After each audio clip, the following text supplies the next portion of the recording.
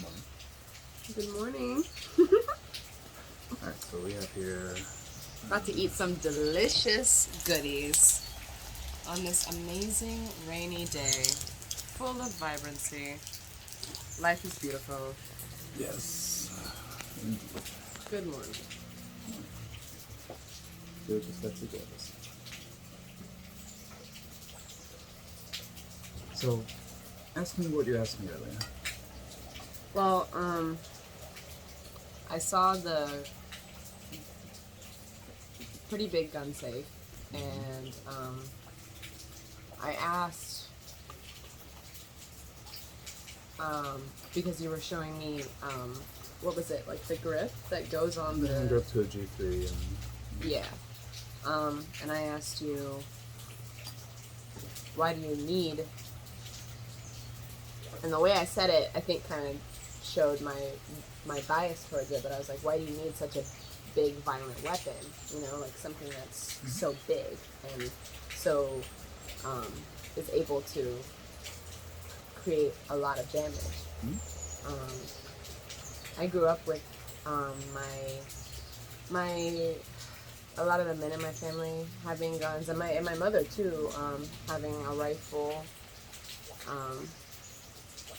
And I've lived in, places where it's not as accepted, in Europe, and so I am curious to know. so define to me what you mean by need. Well,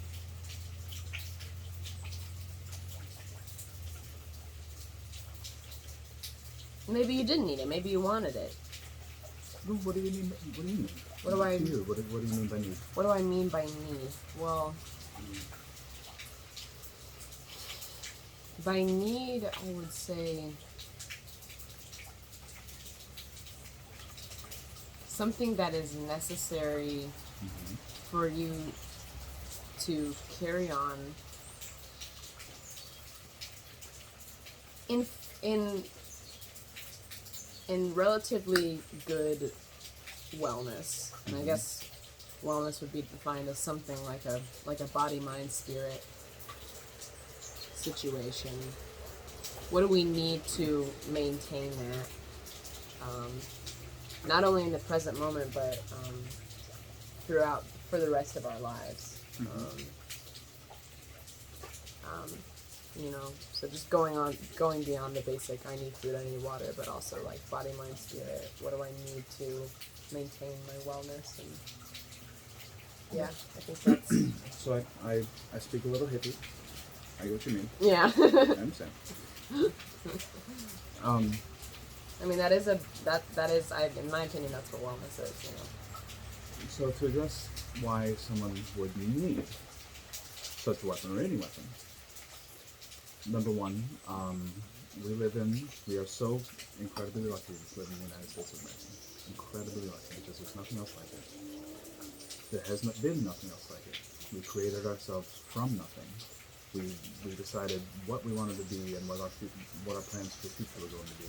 And part of those plans was to make sure that we had an armed populace. And the reason for an armed populace, thank you. The reason for an armed populace is to make it much more difficult to, or nigh on impossible, to take temporal control of that populace and to subject them to tyranny or other horrors and errors that we see in the 19th and 20th century. And the founding fathers foresaw that. They saw that throughout history, a disarmed populace is very easily taken advantage of. An armed populace is very difficult to take advantage of. And so conquerors, one of the very first things they'll do, if they are a conqueror from within, say somebody who usurps power or stages a coup, if it's a conqueror from within, their very first step is always to disarm the populace. Okay. Always.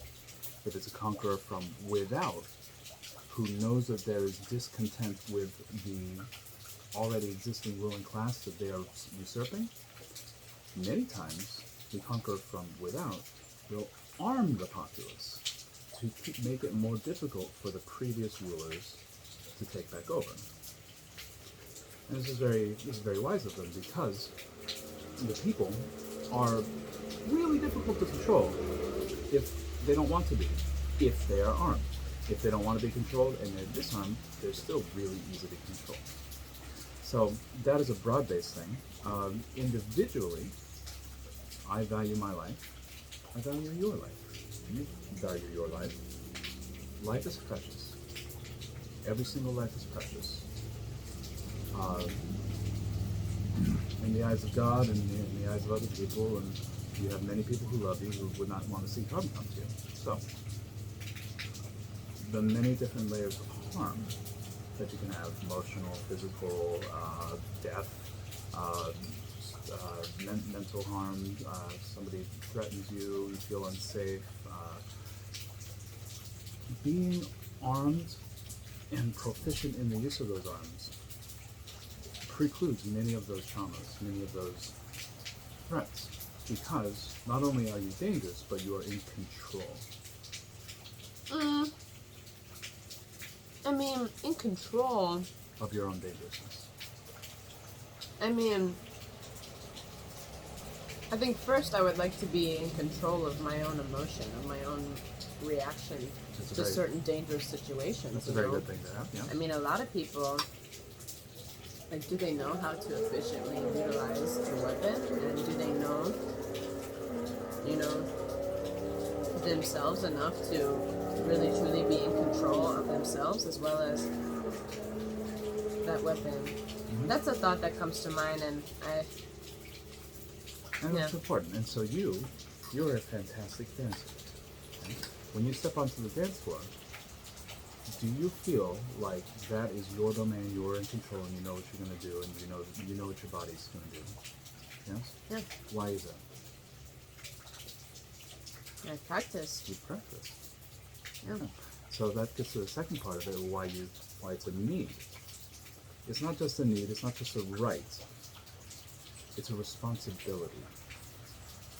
It is a responsibility as an American to make sure that you are not only dangerous to those who would seek to harm you, but that you are fully in control of your own danger and will only use it in the times when it is absolutely necessary. So practice. I taught my mom how to shoot. She's a dead shot. She puts little groupings about this big at 50 yards with a pistol. That's amazing. It's our responsibility to practice with these weapons so that we can be fully in control, and also have the responsibility of, like, as a whole, essentially protecting our country, protecting our... Yes, when you arm yourself, you are taking the responsibility of ensuring the survival of your society. So, practicing with it, making sure that all of your dance moves are on point and fierce, but only use, like, when you dance, you don't just flail your arms about and roll around and have uncontrolled movements. You have a system. You have a reaction to leads, you have a reaction to how you're feeling in the moment, in the music and all that stuff. Same thing with very dangerous moments or threats. Most violent encounters with a gun happen distance from me to you. And in the distance from me to you, a lot of harm can be done even with somebody who doesn't have a weapon. The weapon is to make sure that you are the one that comes out on top, and you are the one that is safe, not the person who is in the wrong, not the aggressor, not the psychopath, or whatever it might be. I understand the idea of this responsibility. It is a responsibility. And this thoughtfulness that you've put into it, and it this kind of idea. I just don't see a lot of people having that. I don't see. That's an excellent point. You know, I don't want to be that person that I don't want to say, you know, don't give people guns because we're too far gone and we're too, you know, we have too many issues, you know, namely with mental health. I don't want to say that. I don't want to say that we're incapable of taking up that responsibility. Some people are incapable of taking up that responsibility.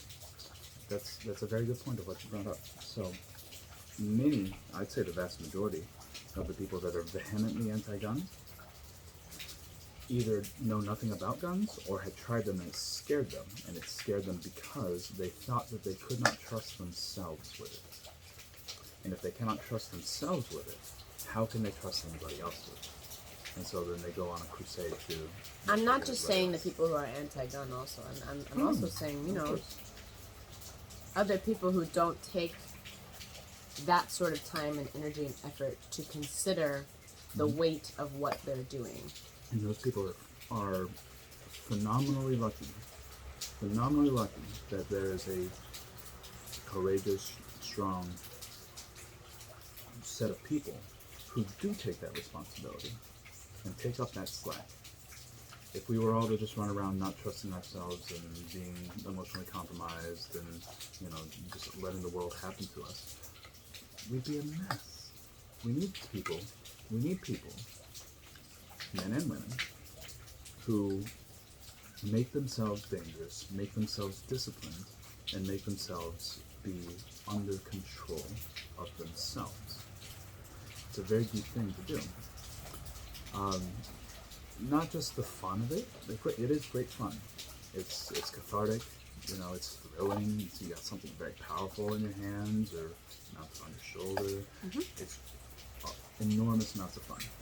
And anytime I take one of my liberal or even super lefty friends out shooting in the past, the smile on their face when they feel that first kick and they feel that they can take it and that they're strong enough to actually handle this. Yeah. Huge. It lights up their faces. I've probably converted 15, 16, maybe 20 former vehemently anti-gun people to active in the gun community and carrying all the time and taking control of their lives. And it is part of taking control of your life. When you make yourself dangerous, you are in control of what happens to you. Because you are the most dangerous thing there. What else can get to you? And maybe they can sneak up on you and harm you, but if you train, if you practice, if you're aware, if you're vigilant, and if you cultivate the mindset of I am dangerous, I know I'm dangerous, I need to make sure that my dangerousness does not negatively affect others, I need to make sure that my danger serves the goodness of myself, my family, my society, then that's very powerful, and that is why it's a responsibility. It's a responsibility. And my question at this point, because I haven't, you know, gone super into depth around my thoughts around weapons. Most people haven't. You know, it's a very, and so I'm grateful for this opportunity to like. I'm grateful for you. Go into this more. And my question is, how do we promote that kind of culture of being so in control of oneself, and also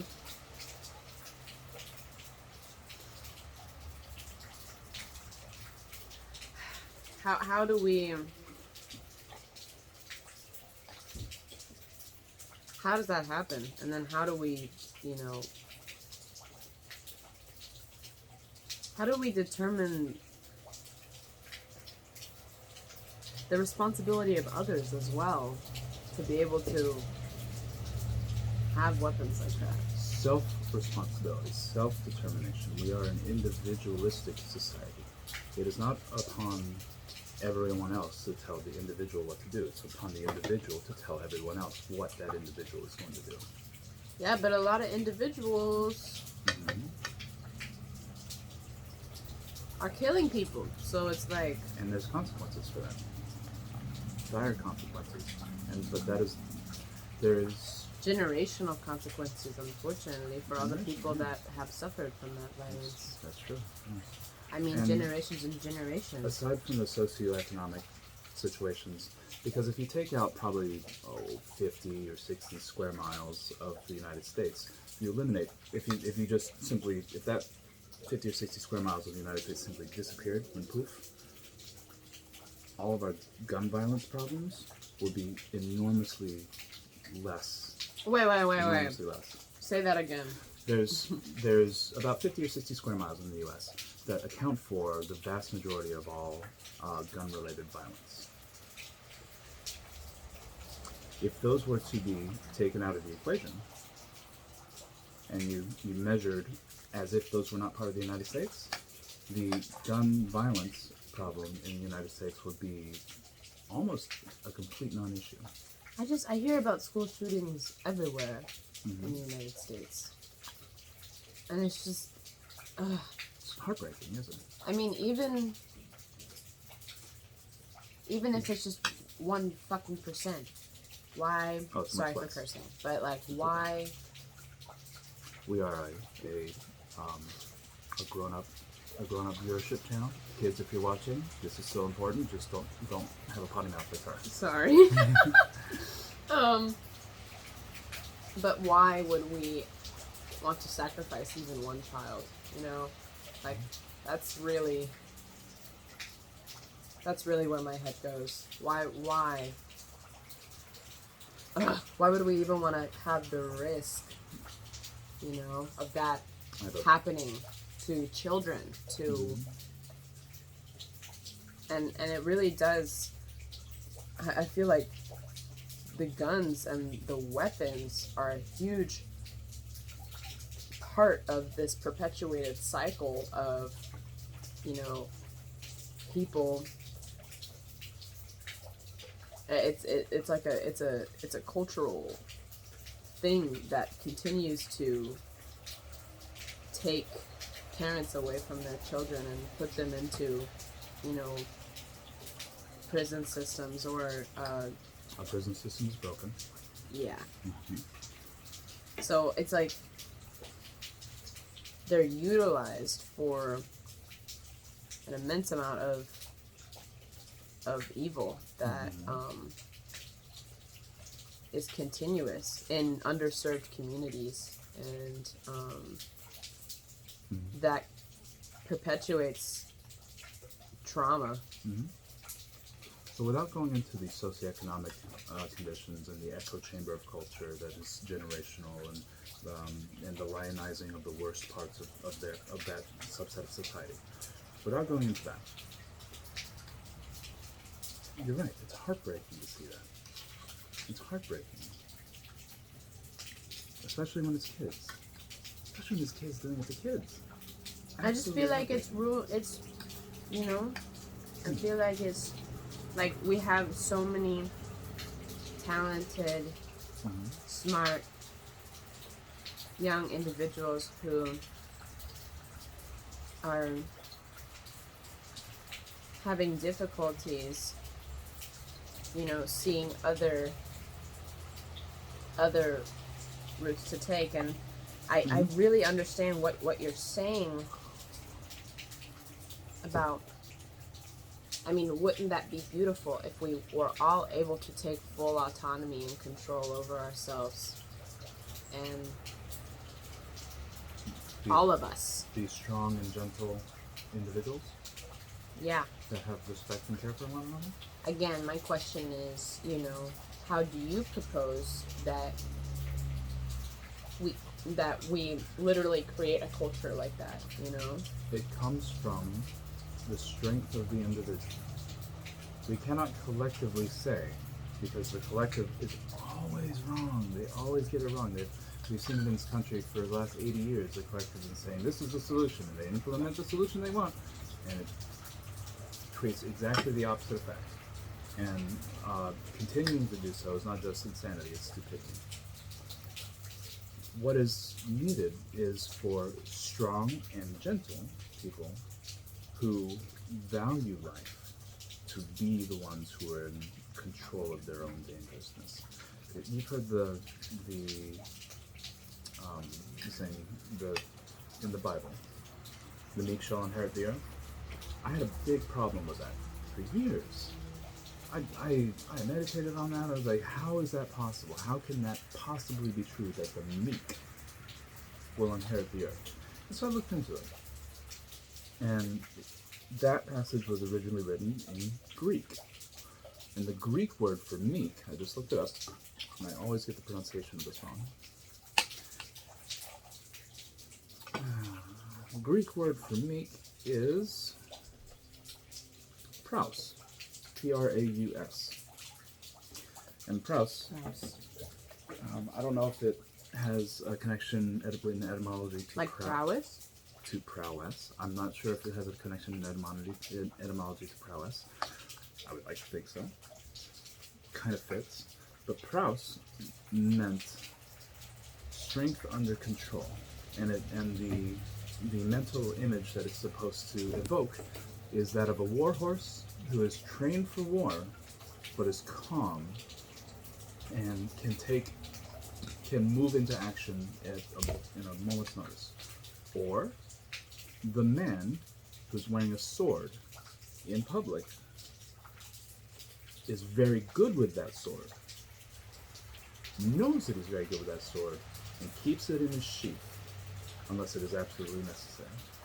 That's what praus is. It's power under control. And that made so much more sense. So much more sense to me. The praus shall inherit the earth. The people who are dangerous, know that they're dangerous, make sure that they use that danger responsibly and in order to perpetuate their society, their family, and their own individual life in a way that is in line with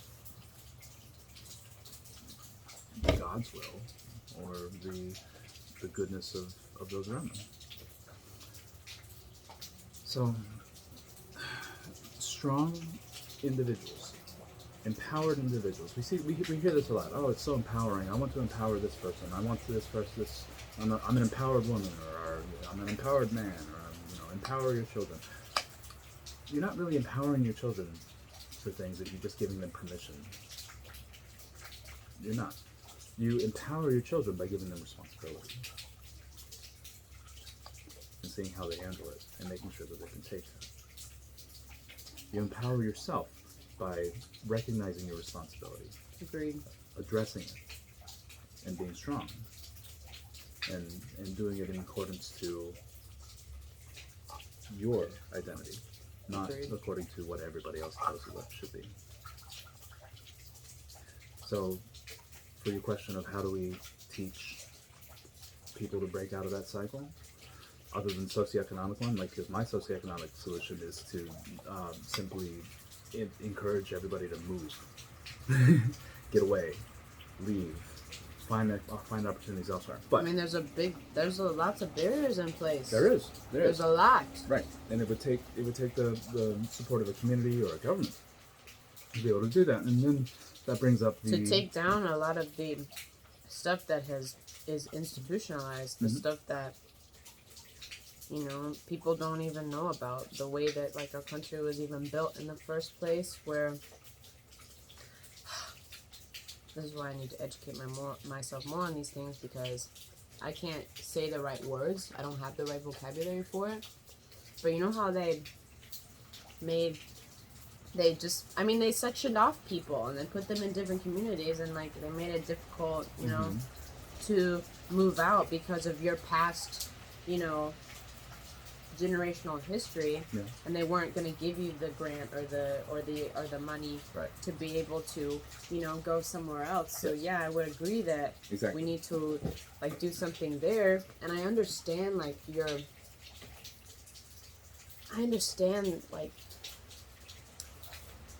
that mindset. I think, and I know that like there are always, like, I just, the way that the world is, like, sometimes it's, oh, okay.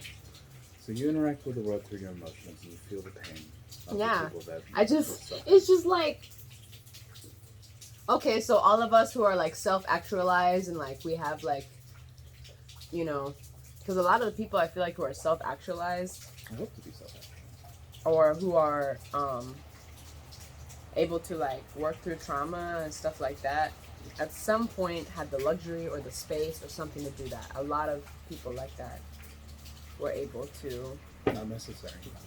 It is not necessary. It's not necessary. Yeah. It's not necessary.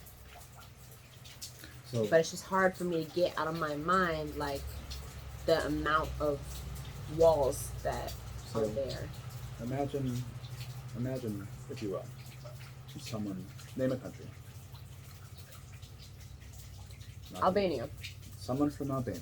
Imagine someone from Albania who hears this dream of a free country where the individual is respected and personal responsibilities taken. Sounds lovely. They want to come to this country. They don't have anything in their pockets. They have nothing. They arrive and they must create themselves from nothing. They don't understand the culture. They come from a completely different socioeconomic and cultural background. They don't speak the language maybe, but there are hundreds of thousands or millions of success stories just from that. Look at the Chinese American community. They were cut off from opening up businesses or working in certain places or doing anything aside from what was essentially slave labor. The Chinese American community thrived because they said, no, we do not accept this. We will do it our way. And that's why we have so many Chinese buffets, Chinese nail salons. I mean, it's become a stereotype, but really, these are the things that they were good at. They started their own businesses. They worked hard. They made something of themselves, and they're very proud of it. And they had nothing. Role models like that are very important to, say, inner city children who have nothing, to rural Appalachia where they have nothing. And if they can simply go to where there is opportunity for them, take it, work hard, make something of themselves. You are empowering people, I think, with like that is empowerment, because a lot of this, like, okay, we gotta like set up a framework so that people don't lose their shit, you know. I think that's I think that's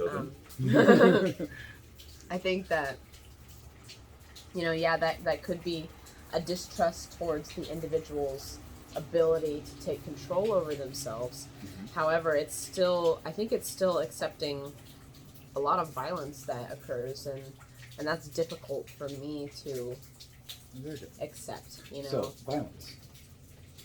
I'm glad you brought that up. Violence. Individual violence. Evil.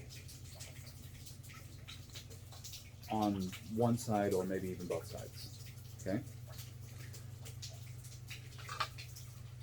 The reason that we, as a society, I wouldn't say tolerate, but understand that such a situation is necessary, and it is necessary, is because we understand that evil will always find its way in. Okay? Imagine somebody who builds a box, a fortress, and completely surrounds himself with nothing but nature and goodness and so you're saying it's a law of reality. There's a law of reality. Evil will always find its way in. The Garden of Eden, surrounded by angels, watched by God, has God's creative children, his chosen race. Evil found its way in. Well, communities are still going to speak up about that. They're going to be like, well, what about me? Mm-hmm. You know? Like, I'm experiencing a lot of gun violence. Yeah. Like, what about me? You know, so how do we? Honestly, that is in the ultimate I'm sorry, not ultimate. The instant solution to that. Leave. Somebody. Everybody, I feel like that's the solution there. Yes, this is for you guys. Somebody some evil person at some point 60 or 70 years ago told the black and probably Mexican communities that they had a responsibility to where they grew up and to their neighborhood, and that they needed to give back to that community or to fight for it or to vitalize it. That is complete bunk. You have zero responsibility. But what about like places like with the zero tolerance policy in schools? Like kids starting to get locked up for like skipping class, for example. Right. I'll get to that. That's good. Yes. Okay. So you have zero responsibility to make yourself subservient to the neighborhood, the community that you were brought up in. You have a responsibility to yourself and to the life that you want to build and to the family you want to create and how you want to raise your children. That is true. That is your responsibility. Yeah. All them other people, not your responsibility. Even your parents, not your responsibility. That's pretty deep. Yes, not your responsibility. Leave. Find opportunity. Make something of yourself.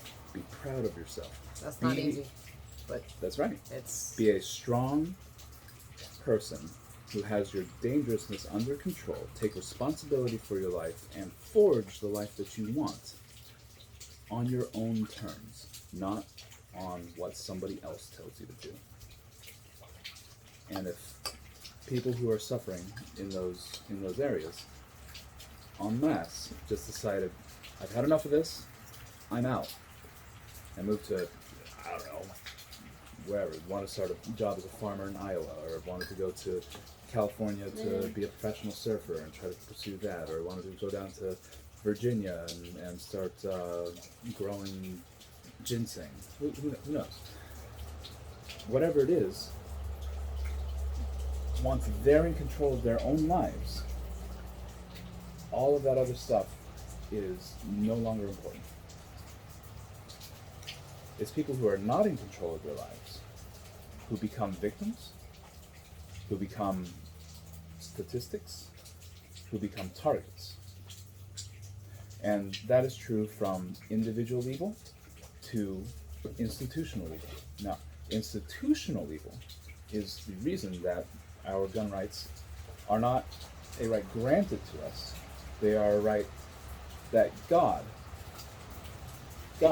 has ensured to us. We have the right to life, liberty, the pursuit of happiness, and to blow the shit out of anybody who wants to take that away from you. Sorry, language. So, it is a very difficult topic. It is a very difficult question. But it's cute. Good job. It's a good smoothie. Make a smoothie. Yeah. Oh, thank you. I had a lot of practice. So, it's not there's no simple solution. But the simple. You know what I would say if I was living in an underserved community, and you told me just get out. Yeah. I can't say it on camera because it would be a mean word. Yeah. So. Because people think they're trapped. People think they have to be there. You don't have to be there. Can't we do something to make it a little bit easier? You know. Yes, we can. But, and here's where institutional. Just a little bit easier. No, here's where institutional evil comes in. Okay, not just the person who wants to mug you or rape you or murder you. Institutional evil comes in when people gain power. When people gain power, especially absolute petty power, like power over something small, but they have absolute power over it. Say a mayor, or even a governor. I mean, that's still absolute petty power. When they gain power, their first priority is not to protect, serve, and empower the people that they're supposed to serve. When they gain power, their first priority is to secure and expand that power. So not actually taking responsibility for what their job description is. No, never. Zero. Zip. When have we ever met a politician who took his oath of office seriously and said, despite how difficult it is to me, I'm going to do what's right and screw I the think rest at the of end of the day, that's like self-respect, you know? Mm-hmm. Like, if you have a job and, I don't know, and you're not, like, taking actual responsibility, what does that say about, like, the respect that you have None, they're vile for creatures. yourself? They're vile creatures. Our founding fathers said our representatives is, God, what did I say? Something about our representatives are chosen from the people, but most people don't want to be a representative. And the people that do want to be a representative, we don't want to be representatives. The people that want to be in politics, we don't want those people. It would be wonderful if we had people who really, really, really did not want to be a politician, but had a vision and self-responsibility. And I think individuality triggers that. us too. Like, we can do it like in pop stars and like pop culture because like they're like, it's all kind of fluid and stuff like that, and well, a lot of them lose themselves too. but it's like, I do think that individuality can be triggering whenever it's somebody in power. You're right. I don't want to go there though because. Well, no, you're right. This is why Donald Trump was so hated. I don't want to go there. Donald Trump was so hated because he took that line. He said, "I don't give a shit what you said. I've watched you for the last 70 years, and you've screwed up everything that you've done, everything, and you've stolen money and you've given away our power to other countries." And a lot of people that resonate. I opened up the door to something else. No, we're not really going to talk politics. But when he said those things, it resonated with people. He said, yes, we have been failed by the people who are supposed to represent us. They think that they are our rulers, not our servants. And he said, I'm gonna screw up their lives. And they're like, please screw up their lives. And that's why they hate him so much. The reason they tried to get him out so vehemently and kept going after him is because he revealed that the political class in our country is filthy dirty, so corrupt, and they generationally stick their hand in the tax pot, take from it, funnel it through their son, through their friends, through their dog, through their charities, and steal from us. But when we're late on our taxes, like I owed, I think like $3,000 last year. If I didn't pay my taxes after a while, they'd come at me. They'd say, we're going to take this from you by force. And if I said, no, you're not, they would come and take it, and take me by force. But a politician gets to take and take and take and take and take and take, and when are they held accountable? Hardly ever. That's a problem. And that's why they hated Trump so much, is because he wanted to destroy that. And I'm not going to talk about Trump anymore, because that's not the topic of this conversation. You know, but that kind of goes back to, like, at the same time, like, those tax dollars, you know, maybe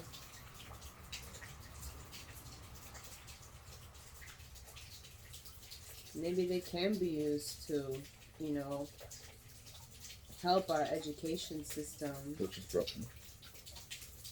you know, reform the prison system, Horrifically broken and corrupt. you know, and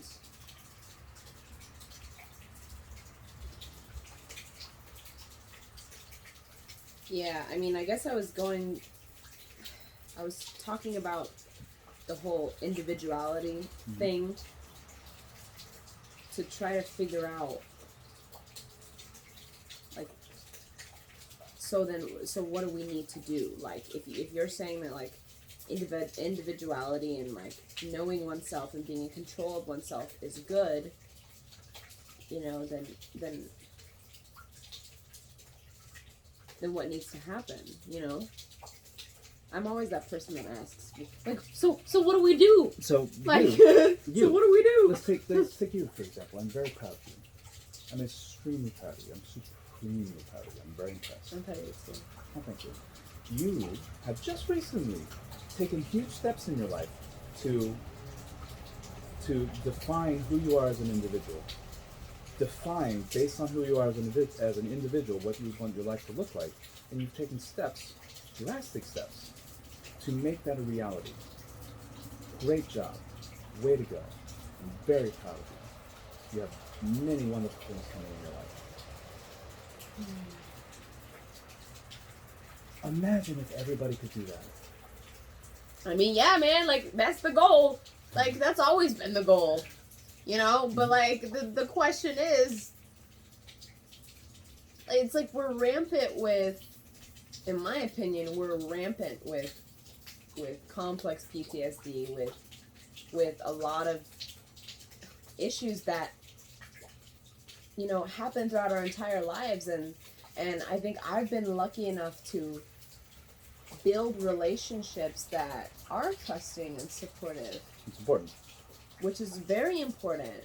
And, you know, how do we relay those coping mechanisms? Like, how, if you are in an environment, it's like if we want that independence and stuff like that, I'm not trying to say we should distrust people and their ability to do the things that, for example, I'm doing right now for my wellness, for my health, for the health of my family, for the health of everybody in my life, you know, for the health of the freaking world, you know.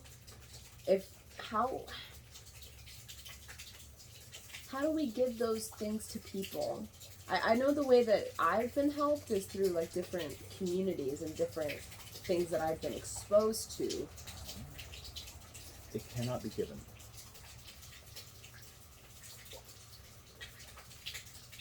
Cannot be given. How do you give somebody their identity? How do you give somebody their life's purpose? How do you give somebody their responsibility? You don't. I mean, there are many doors people can walk through. It must be taken by the individual and accepted by the individual, and they grow based on that. But what if they don't know that the door's there?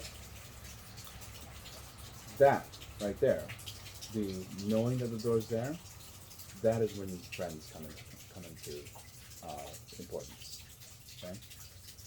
Opportunities, which you hear, we are society. We are a society of interworking parts.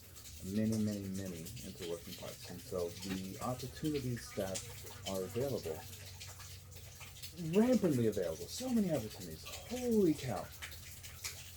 When you find what it is that you want your life's purpose to be, and that doesn't come from somebody else, that doesn't come from outside, that doesn't come from a commercial, it doesn't come from a pop star, it doesn't come from the government telling you what your purpose is. It comes from you, right in here, and right up here.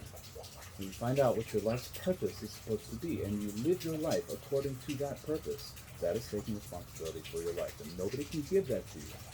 You have to do it for yourself. Yeah, I mean, you're absolutely right. You're absolutely right. And so with individuality and individuals and being dangerous, part of that need to be dangerous is to make sure that your life's purpose and the people around you are protected and hard to tyrannize. Have you heard this saying? My brain is just like exploding. But if I point a gun at you, don't do it. And you point a gun at me, don't do it. Then what do we do? Yeah, you keep the gun in the sheath, in the holster. Keep the sword in the sheath. Keep the gun in the holster. Why are we pointing guns at each other?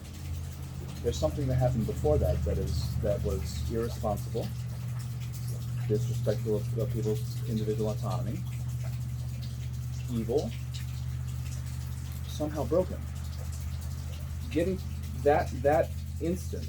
Or it's a drunk guy at a bar. Okay. Personal responsibility and making sure that your dangerous is under control. When you're armed, you don't drink. Yeah. That's a very common rule, like a baseline rule in the gun community. If you're armed, you know you're dangerous, don't drink. Be in control of yourself. That's why I don't drink anymore. I want to be in control of myself. Yep. So it's these laws of self-respect and these laws of like truly being empowered, and by empowered you mean taking responsibility for your life completely.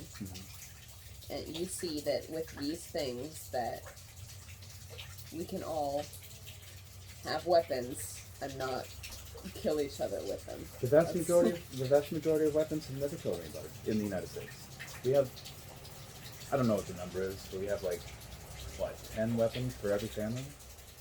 10 guns for every family? Some ridiculous number. We have the largest standing army in the world because we have more hunters who know how to hit a moving target at 200 yards than any other infantry army in the world. We have an enormous gun culture that, unfortunately, at some point on the edges of the bell curve, creates trauma and violence. The vast majority of that bell curve are people who love their country, love their neighbor, love themselves, love their guns, love the personal responsibility that they take, and love being in control of their own lives.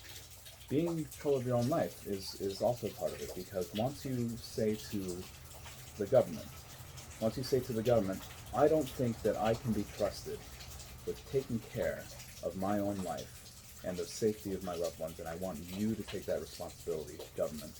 You have now ceded your own personal responsibility and control over your life in a big way. Well, it doesn't sound like there's necessarily a solution to these issues, but at least what you're giving me right now is, here's a thought. Take control of your own life. Yeah. Here's a thought. Trust yourself that even if you do own a weapon, that you would never use it in an unjust way. Right. So that's what you're telling me. Yes, and practice and drill, so that when you do have, if you do have to use that weapon in a just way, that you come out victorious and justified, and that you have fulfilled the calling of personal responsibility, and maybe there's one less evil person in the world because they came up against somebody who was proud, strong, and gentle, and they fucked around and found out. So, to go back to the original question of need, why do we need such destructive weapons? We need it because it's our responsibility. We need it because we have a responsibility to those who came before us and those who come after us. Yeah, but like what? Well, the main reason I asked that question was because it was such a big gun, and is that something that, shoots rapid fire, multiple times? Yeah, it's issued to the militaries. And why do we need that? Why do we need? That's why I was asking. It's like, why do we need something with so much destructive capability? Okay, again. Can't we meet in the middle here? Can't we meet in the middle? Well, maybe how much personal power, how much personal responsibility should somebody else tell someone that they can have, that they're allowed to have?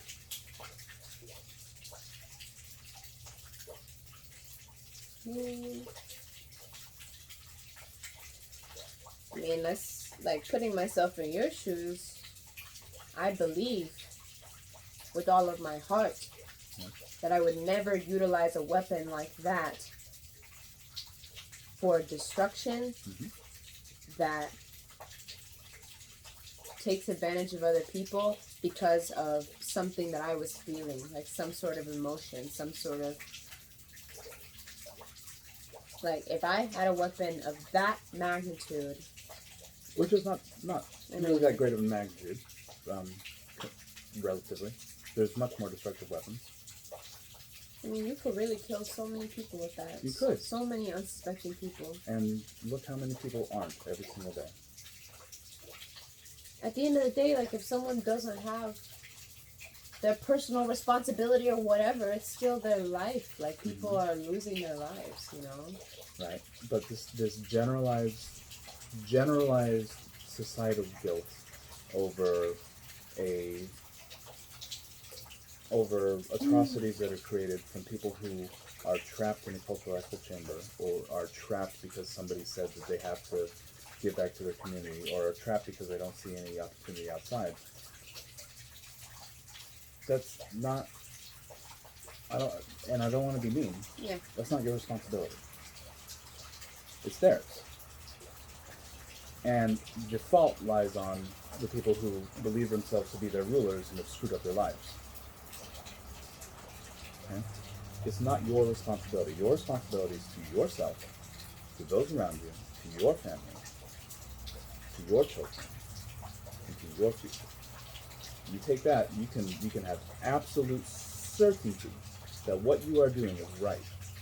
When you start trying to mess with other people, other people's lives, other people's responsibility, other people's purpose, that's when you run into trouble, because most times there's no one size fits all, and most times the result will be vastly different from the intention. I mean, you're right, you know? Everyone has that responsibility. There's no other way. Like everyone has control over themselves and their actions. It's just very... The world is very unfair. Like, the world is very unfair. Life is tremendously hard. Like, it's for everybody. Like, it's just... And it's like, if you are in a space where you're constantly being bombarded with, like, all this different stuff, like, you have to find a way to break out of that trauma, or, like, that coping mechanism that you had to develop, or, like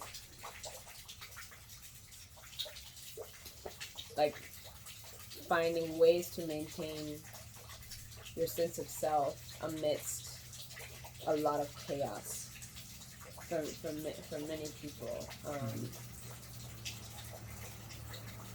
And some people have more barriers than others, but at the end of the day, I agree. It's you have control. Like, it's your life. It's your life, and I can't tell you, and I can't tell you that you're incapable of taking control of your own life, or doing something that's good for you.